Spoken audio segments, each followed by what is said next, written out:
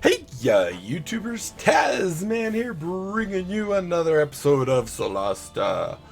Solasta, yeah, whatever. Crown of the Magister. And in this episode, this is kind of a bonus episode. We're actually going to go into what was released with the spring update, the Dungeon Maker. We're going to kind of go in it, play with it a little bit. I've played with it a little bit to kind of get an idea of how it works and stuff. But, I wanted to show you guys how cool this is and why this game is definitely worth purchasing, even though it's early access. So I will say, like I say all the time, this is early access. Things change. There could be crashes. There could be issues where you have to reset your world and all that fun stuff. That's just the price to pay for doing early access. But in my mind, it's worth it. So we're going to go into the Dungeon Maker here. I made a test dungeon. We might come back to that one, but we're going to make a new one. So we're going to click on New Location here. And the first thing you do is you're greeted with this little window here. We're going to give it a title. We'll call it, oh, we can't do an apostrophe. So we'll just call it Let's Play Map, something like that. You could do your description. I'm just going to write DESCRIPTION description just so we can see stuff. This will be version 1.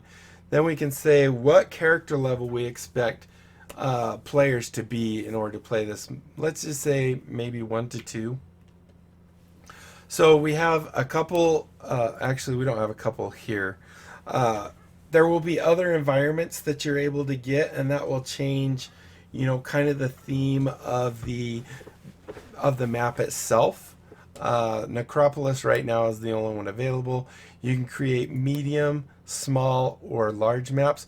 We're going to go ahead and say large just so we can look at all the different components. And then you have the visual mod, and we have Crypt, Inferno, Strange. Strange definitely seems to be calling my name. And we can also add ambient music. And if we want to check it out, you can hear that nice music in the background maybe. I have music turned way down, so you might not be able to hear it at all. So there's our location settings. So now, as you can see, we have our map. Basically, these are 10 big grids. Inside, I believe, is 10. So 1, 2, 3, 4, 5, 6, 7, 8, 9. Yep, 10 by 10. And these tiny little guys are our actual thing. So all you have to do to do your map is simply drag and drop. So we want this guy. Click on it. I said drag and drop, but technically, I guess we're not dragging. I'm not holding anything. It's just attached to the mouse. Let's go ahead and put that there. Let's put a crossroads next to it. And in order for it to join the room together, you want to overlap just slightly like that. So you'll see if I go too far, it turns red. If it's out here, it's not going to have an attachment to it. So you just want that 1 block's overlap. So we'll go ahead and do that. We'll choose the line here. If we hit the R key, as you can see down here, M is for move, R is rotate, left control C is going to be your copy, and delete is obviously delete. So we'll go and stick a room here. We'll stick a thin room with well, I guess it's a long thin room though. Right here, and maybe this room right here. I might want to stick just another one of these so I could put these other rooms in. So we have that.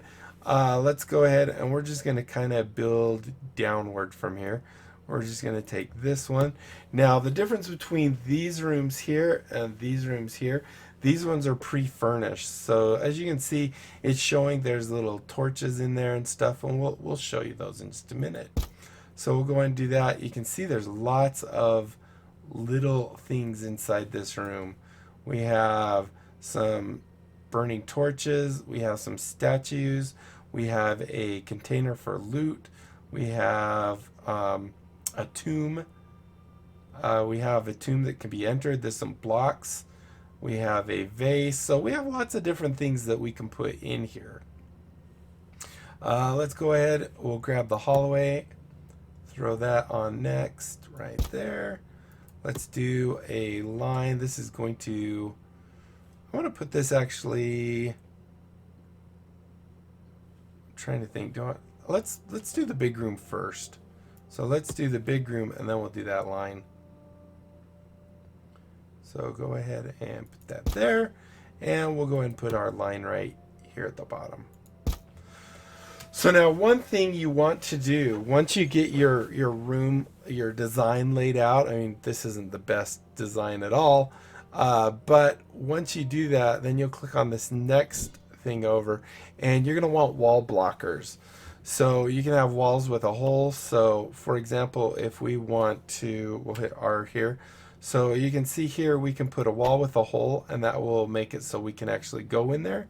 This is a wall blocker. Mausoleum. I don't know if that's, I don't think that goes in a door space. No, that could just go inside the center. I don't know, something like that. The columns, we have tombs, what we were looking at. We have debris, we have statues, we have sources of light, we have the benches, we have guardrails, and then we have the wall blockers again. I think these ones are fancier, you know, they're structure ones. So what we can do then is go through and we can hit Control C and just keep copying and pasting that. Other words, these will have holes in them, and we probably don't want that. Let's see. So I'm just going to find any places that we can put the vertical ones. That one doesn't want to hold it, probably because of that. Let's come down here and see if this wall is better. And it might actually be because this thing is actually acting as a wall blocker. So let's go ahead and rotate. Go ahead and just throw in a couple more of these. Or that might actually have one already there, it looks like.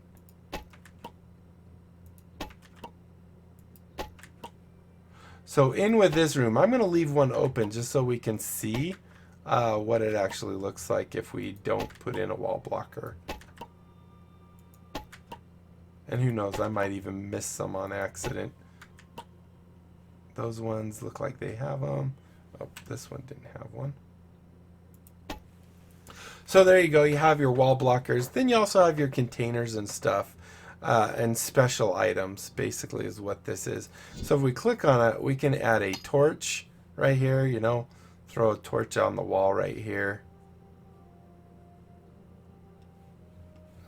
Let's see, so, and you'll see it actually lights up the room. So if we put a torch on the wall, you'll see it puts it there. We can have a secret door. So put a secret right here. And then we can add mobs. So we can have a large monster, medium monster, or small monsters. Or multi-monsters, I guess. They're still medium. Let's put maybe down in this corner one. But I want to make sure this room is lit up so that any of my guys that don't have dark vision can still actually do something. So I'm just going to light this room up quite a bit.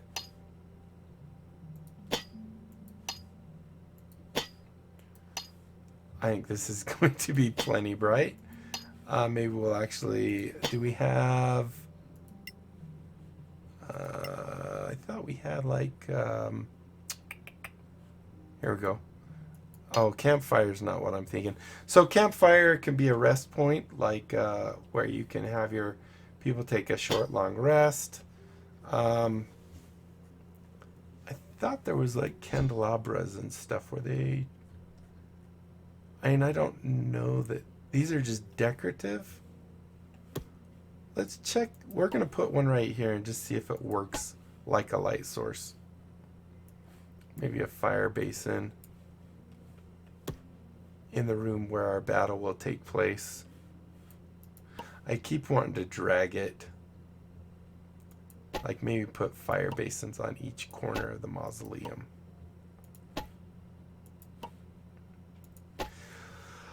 So anyway, we have that. We have double doors, so we could put a big old double door here, or a wall so that you cannot go through it. If we want to put a double door maybe right here, we'll put that there. Let's go down. We already added a monster. Then we have things like virtual loot.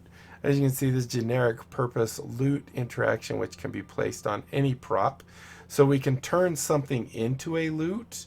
Like we could say this brazier right here is actually a loot brazier. It's a secret loot. We could just add a chest like so. Maybe we'll move that. Let's put that down here. This is what the monster's guarding. We can add traps. So if we want to put like a trap right here, we can do that. We can also add things like virtual lore. So if you click on something, you get some lore or lore. If we just come in this room, we can get some lore, and here's what happens. Some really cool lore. That's my extent of my lore. And as you can see, like this is the candelabra. We can duplicate it. If it's torches and stuff, I believe. No, I thought we could set other settings, but maybe that was upcoming stuff. For the loots, though, where was our loot? Oh, we have two of the loots, and this is the entrance for our characters. We're going to put that there. And this is the exit. We'll go ahead and put that down in here. I think I missed this.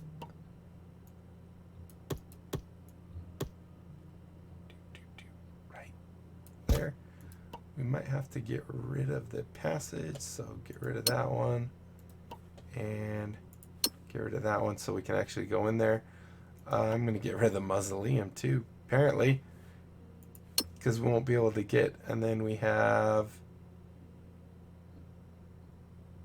used as heavy cover. I'm going to get rid of a couple of these walls.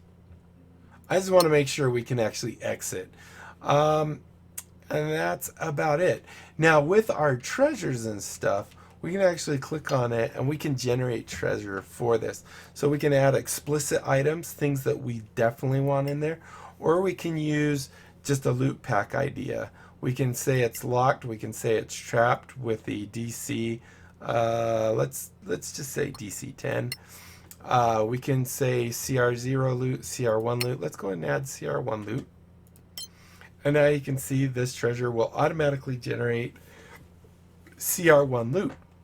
Let's go up to our little hidden treasure here. Let's do an explicit item. Let's put a bag of holding. That sounds fun. So it can have a bag of holding. We can add other things, I believe. Let's just check. I'm not 100% sure.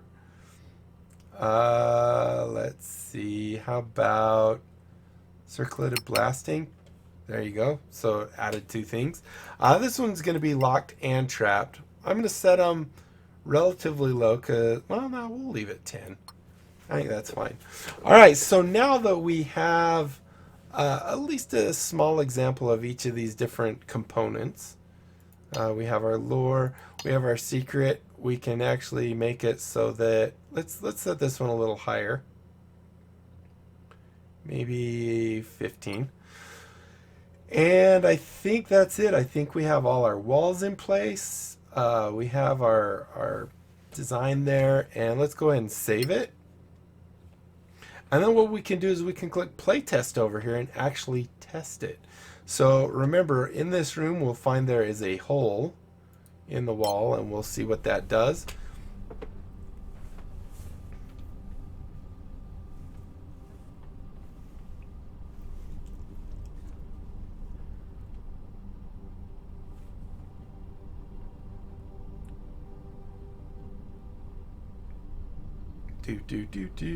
Let it load up.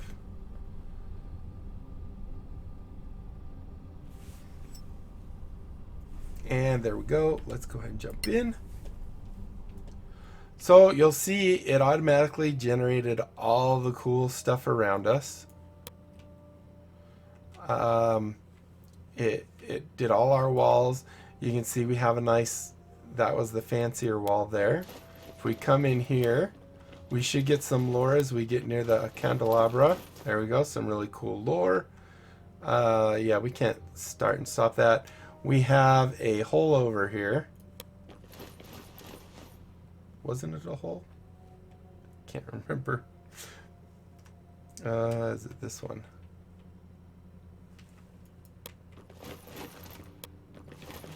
Oh, maybe there was more we had to do with that. There's a door here. We had some traps. So as you can see, they detected the trap. Run right up to it because it's safe. Go ahead and have our rogue disable it with a 12. Come in here. We have our campfire. We have more of these blocking areas. We have all this in here that we set up. Why can't we, I wonder, before we do anything else, let's go ahead and go back to the dungeon maker. I think there might have been a setting I have to do on this. Here we go. It doesn't say there's any info to it, but we weren't able to click on it. Maybe that's something they're working on. Let's go ahead and replay test. Oh, we have to save first. Because I really wanted to show off at least this stuff in here where we put everything.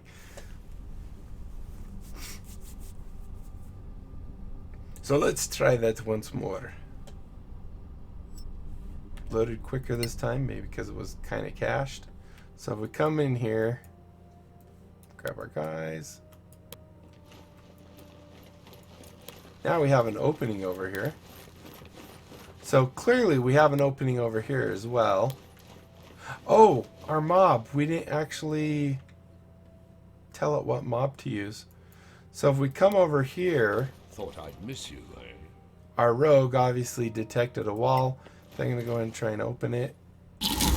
Boom, there's our wall. Over here you can see this is where we didn't put the thing. They can't actually go out it, but it does leave an ugly hole. This, as you can see, it's sparkling. This is our hidden brazier. I spotted a trap of sorts. And we found the trap. Let's go ahead and disable that trap. A 7, 11, 18, nice. And then we can try and unlock the trap with thieves' tools. Which, now we get the bag of holding and we get the circlet. Go ahead and hit escape. And if we come over here, oh, I've got my guys again.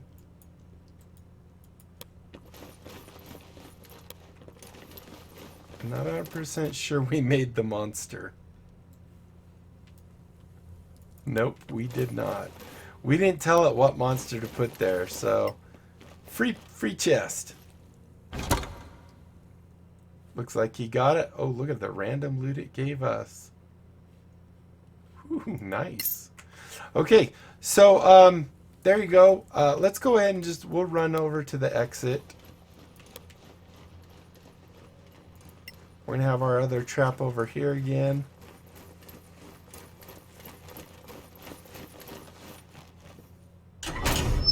There's a trap. It's a trap. Of course, we could just bypass it. There's our campfire if we wanted it. Then here's our furnished areas. This is kind of what I wanted to show. You can see it already has braziers in there. Has a nice pot of skulls. Uh-oh, did I not connect it all up? I might not have connected it quite right. Because it looks like right here is the mausoleum, so it put the wall behind it. So anyway, I guess I didn't make it perfect. That's okay. Let's go back to Dungeon Maker, and we could definitely fix it. We're not going to go into it again. I just wanted to show you that stuff. And I think this has a red on it, which means it needs, any of these that have red on them says that some parameters are invalid or something like that. And you can always click on them and find out which ones they are. I didn't have a trap effect, so obviously if they failed, we could say what kind of trap it is. Is it going to be fire burst? There we go. I forgot to scroll down. And then of course with our monster, we don't even have a monster selected. We can set up encounter groups for them, but if we come in here, you can actually see we have quite a few mobs that we're able to use for these. We can have a warlord, a spy, you know, depending on the CR that you want to fight. So if we, oh, that just sorts by CR. The easiest would be an eagle, bandits, skeleton archers, skeletons, acolytes. We could do any of those. Some goblins, maybe a goblin, I guess. So now you can see it doesn't have that anymore. If we come over here, we can actually see, yes, there was a wall here. We can delete that and maybe delete that. We don't have a door there, so we're good. All right, maybe we'll, man, I want to see the thing. Oops, no. Hit save. So now we'll get to fight a goblin and then we can exit. So let's play test one last time. I should have, actually, since I knew we were doing that, I should have cranked up the difficulty on the special chest. So let's go ahead, grab our characters. If we go to inventory, did they get what they had in the last time we ran it? No, good. I'm kind of glad for that. I was like, I wonder if it's going to have that in my next episode then. I'll have to figure out the wall for crawling through. We're going to bypass the wall that's fake over there. Come in here. We should. Oh, we can see our little goblin guy. He's going to get his tushy kicked. But that's okay. So we're going to bring this person up here. And let's go ahead and cast a spell. Firebolt. Probably kill it. Bam. Hey, that was mine. The victory is ours. Grab everyone again. There's his loot. Let's see what his loot was. Not too bad. Loot all. We can come back over here, get this chest. These tools. As you can see, it's a different allotment of stuff that we get. We can come over here, get this chest. This will be the same stuff because that's what we did. Hopefully, hopefully we'll fail.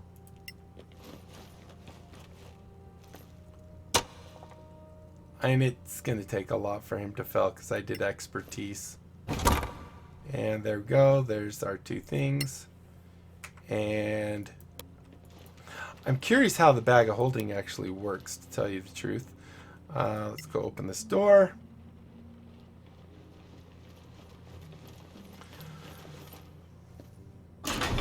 There's a trap.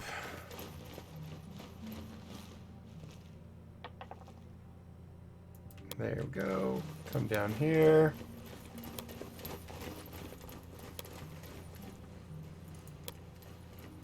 And now we can actually get in this final room. Another mausoleum in here. 2 mausoleums. Can we just hop over those walls? Oh, we can. Keep coming down here. And there's our exit. And you can, I forgot to mention that. You can actually have the exit point to a new map. So like if you have a multi-level dungeon, you can actually say, let's just go back into our Let's Play map. Oh, not play. I didn't want to play it. Cancel. I didn't want to play it. I want to design it. I want to edit it. So yeah, I forgot to mention that. So if we come into here, oh, this isn't the right map. This is the test dungeon. Let's Play map. Edit that one. So if we come into here where our exit is and our entrance, once again, you do have your options, so you can have multiple entrances if you had different exits. Here you can see we can have the entrance index that you'll come in on. So you can have it that if I go through a secret tunnel here on the second level, I come in over here. But if I take the stairs, I come in over here, kind of thing. So we can actually come in here and say, okay, well, I want it so when I finish this map, I automatically will go to test dungeon. And then when I finish that map, it exits the game or whatever, or goes wherever you want. So I think this kind of gives you an idea of how it works. It's a work in progress. It's looking really cool. And I don't think there's anything else really to say. I think I covered at least most of it. As you can see, it shows you here the information that we set up. I'm not sure where it hides. Is this all the information? Description's not in here. If I click it, no. Anyway, not sure where description goes. Maybe it's upcoming. So thank you guys so much for watching. Hopefully you enjoyed. If you did, be sure to leave a thumbs up down below. Aside from that, comment, like, and subscribe. Follow me on Twitter. Check out my Discord and my other channels. And don't forget to tell everyone about my channel. Have them check it out. If they like it, they can sub. And we'll just grow the channel. Make it great big. That's it. Until next time, I'll be